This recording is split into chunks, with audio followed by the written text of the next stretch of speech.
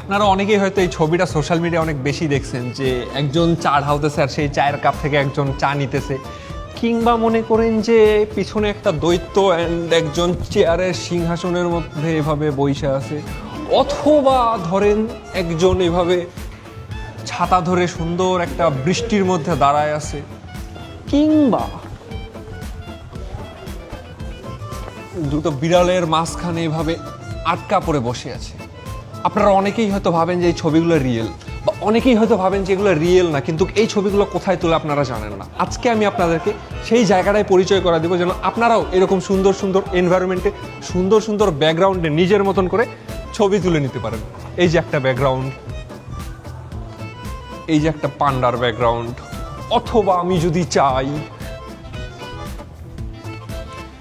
আমি চাইলে এভাবে নৌকার মধ্যে হেলান দিয়েও ছবি তুলতে পারি, অথবা টাইটানিকও হয়ে যেতে পারি, কিংবা আপনি যদি চান রবীন্দ্রনাথ ঠাকুর কাজী নজরুল ইসলামের পাশে বসে ধ্যানমগ্ন হয়ে তার গান শুনতে পারেন, অথবা রবীন্দ্রনাথকে গালে হাতিয়ে পুকি রবীন্দ্রনাথ বানিয়ে দিতে পারেন, কিংবা আপনি যদি চান, যদিও আমি ব্রাজিল ফ্যান, তাও দিলাম মেসির হাতে আমি বিশ্বকাপটা তুলে দিলাম, অথবা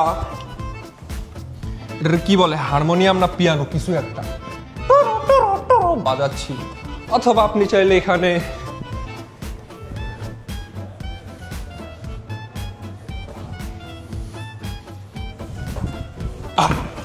এরকম বিভিন্ন ব্যাকগ্রাউন্ডের ছবি তুলতে পারবেন।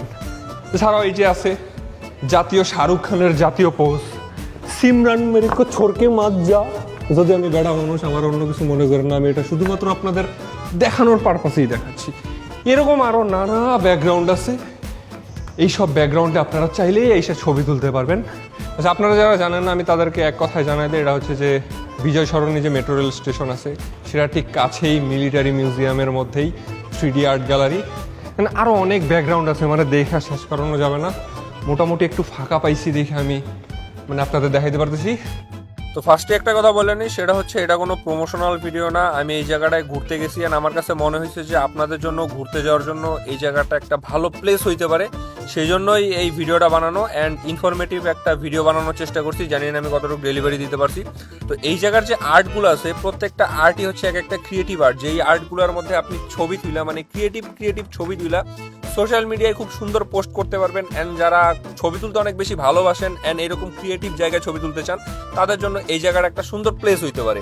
সো সেই জন্য আমি আপনাদের এই জায়গাটা দেখাইতেছি। আপনারা দেখতে পারতেছেন কত সুন্দর সুন্দর একটা জায়গা। এই যে আমি এখন যে জায়গায় বসে আছি, পিছনে সাদা কালো একটা ব্যাকগ্রাউন্ড, মানে জিনিসটা দেখতে অনেক বেশি অ্যাস্থেটিক লাগতেছে। অ্যান্ড এরপরে আছে 3D আর্ট গ্যালারির ভিতরে আর একটা প্লেস, যেটা হচ্ছে যে 3D মিরর মেজ, যেটা মিরর নিয়ে একটা গোলক ধাঁধার মতন জায়গা, যে জায়গায় গেলে আপনাদের মাথা আউলাই যেতে পারে, যেমনটা আমার আউলাই গেছিল। এইবার যদি টিকেটের কথা বলি, তাহলে এই 3D আর্ট গ্যালারিতে প্রবেশ করার জন্য আপনার গুনতে হবে 200 টাকার একটা কচকচা নোট। অ্যান্ড আপনি যদি এই 3D মিরর মেজে যেতে চান তাহলে আপনাকে এক্সট্রা আরও 100 টাকার একটা কচকচা নোট গোনা লাগবে। বাট আমার কাছে পার্সোনালি যেটা মনে হয়েছে সেটা হচ্ছে যে এই 3D মিরর মেজ অনেক ছোট একটা জায়গা, এটার জন্য 100 টাকা অনেক বেশি ওভার প্রাইসড হয়ে যায়।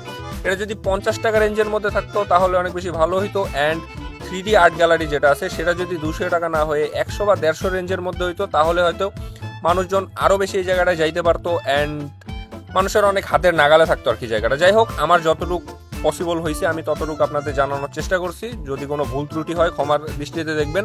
অনেক ইনফরমেশনই হয়তো দিতে পারি নাই বা অনেক কিছু আছে যেগুলো আপনাদের দেখাইতে পারি নাই। আপনারা নিজেরা হয়তো গিয়ে সেই জিনিসগুলো দেখতে পারেন অ্যান্ড এনজয় করতে পারেন ফ্রেন্ডস, ফ্যামিলি অ্যান্ড বাচ্চা কাচ্চার সাথে। মাথা ঘুরতেছে। তো এই ছিল আমার আজকের video. Thank you for watching. আসসালামু আলাইকুম।